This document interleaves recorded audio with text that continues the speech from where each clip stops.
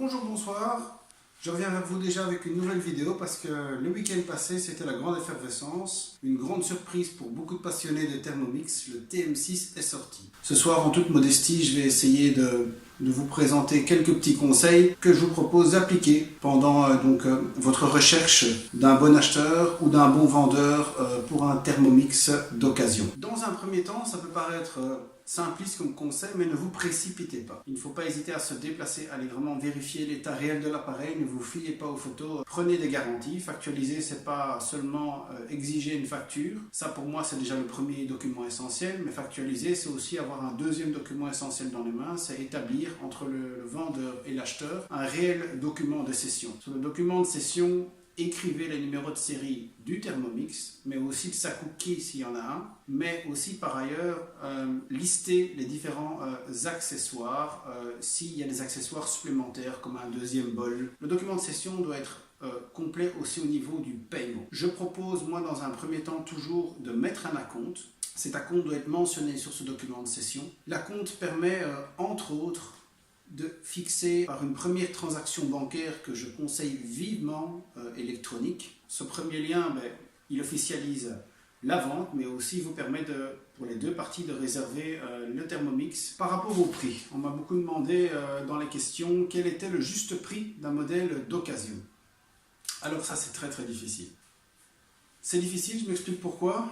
Un Thermomix peut être dans un très bon état, un état très mauvais. Alors ça c'est déjà un premier critère. Si vous voyez des griffes partout, un Thermomix qui a un écran griffé, des accessoires qui manquent, évidemment il aura moins de valeur qu'un Thermomix complet. Je reviendrai plus tard là-dessus, mais un accessoire c'est facile à trouver, mais ça représente un coût. Un coût pour l'accessoire, un coût pour la livraison. Donc n'oubliez pas, tout ça peut faire varier le prix de l'ensemble.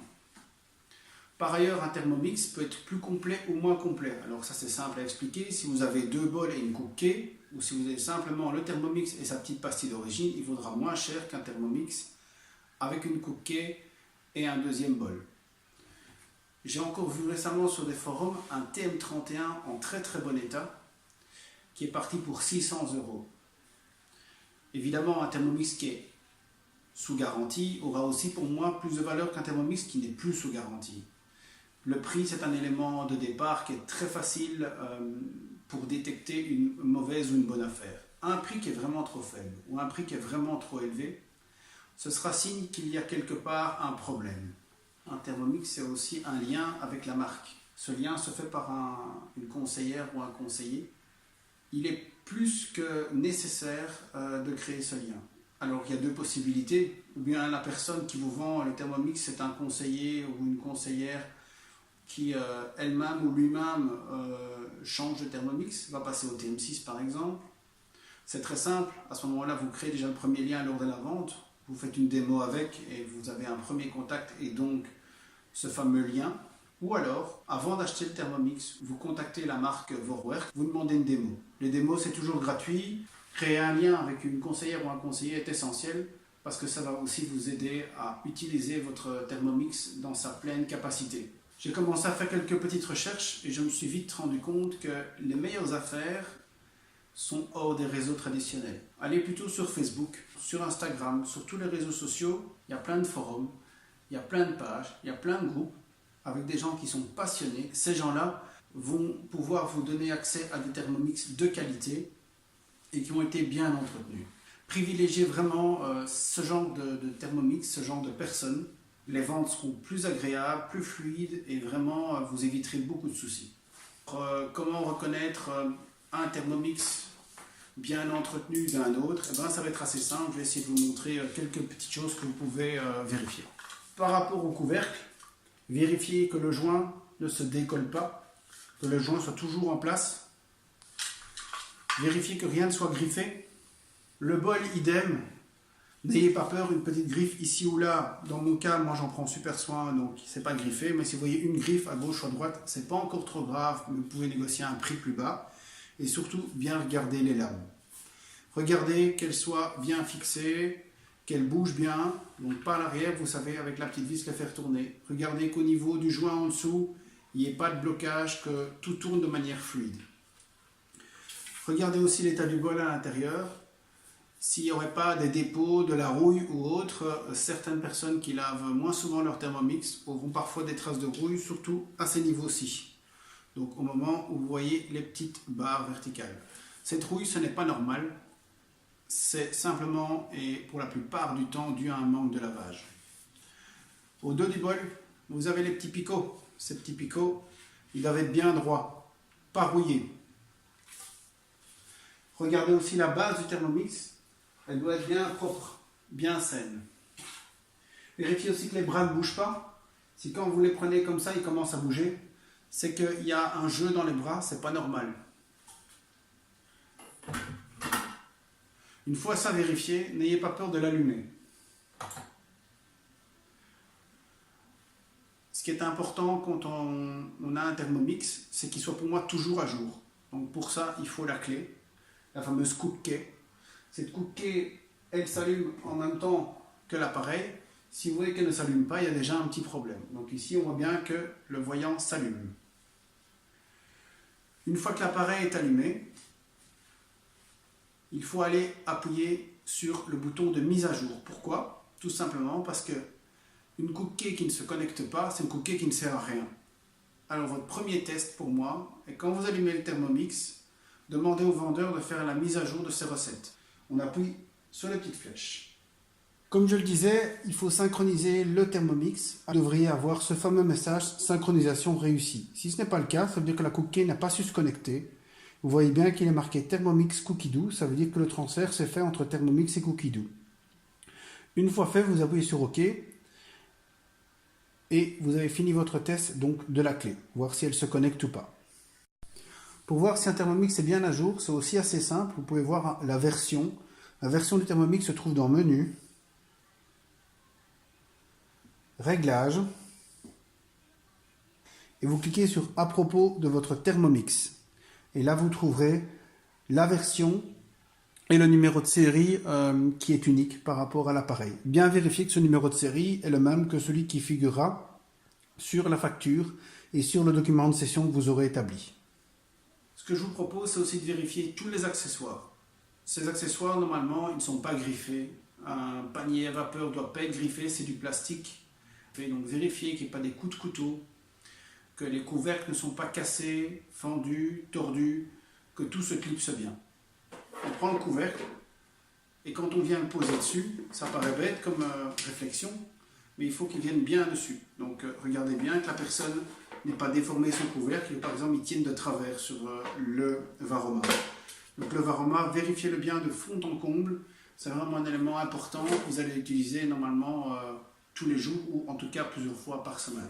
Le fouet, vérifiez bien qu'il ne soit pas tordu, pas cassé, que les ailettes soient toutes complètes, donc que les ailettes, il n'y en ait aucune qui manque, qu'elles ne soient pas abîmées, qu'il n'y ait pas de coups dans le fouet. Idem pour la spatule.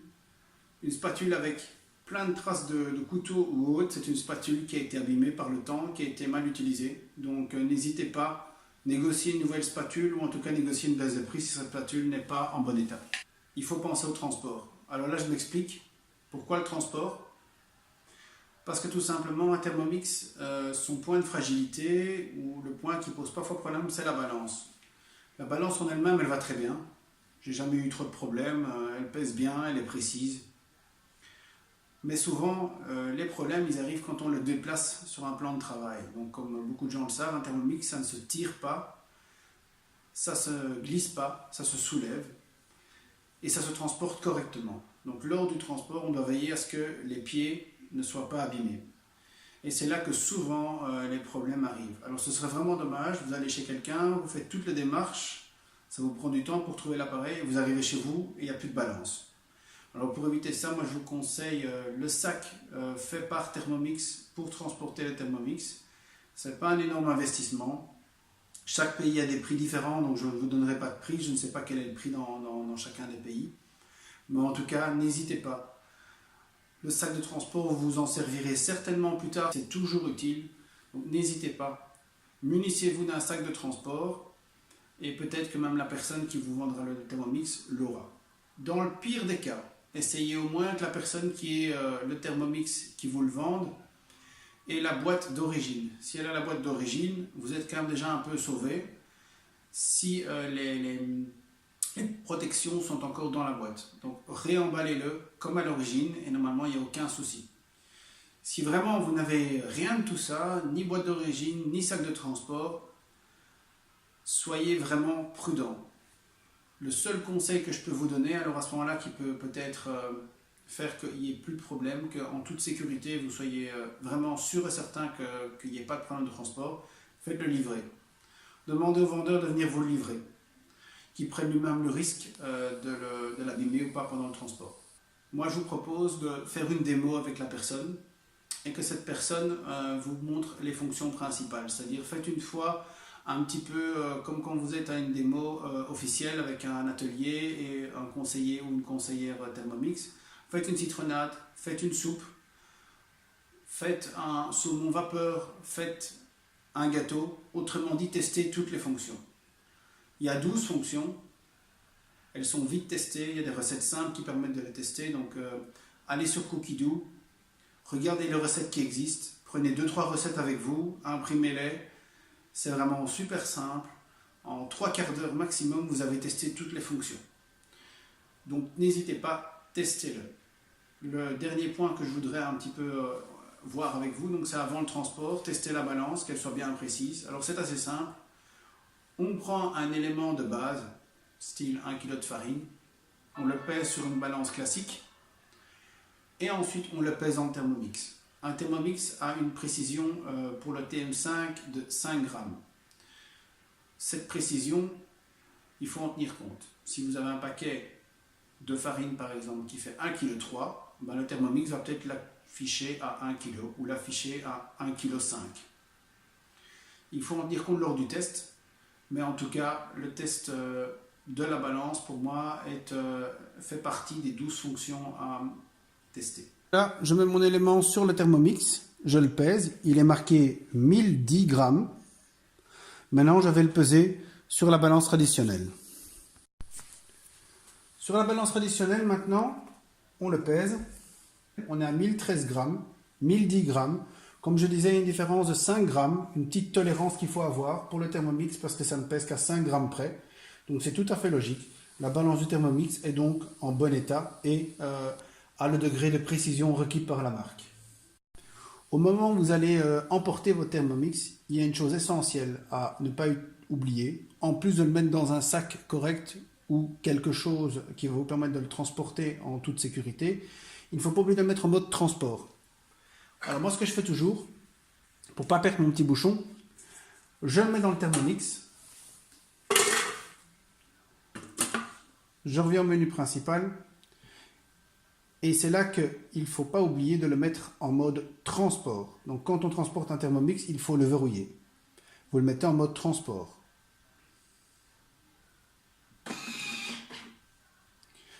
Une fois que le mode transport s'est activé, vous voyez, les bras se sont refermés. Et à ce moment-ci, vous allez appuyer sur le bouton pour l'éteindre.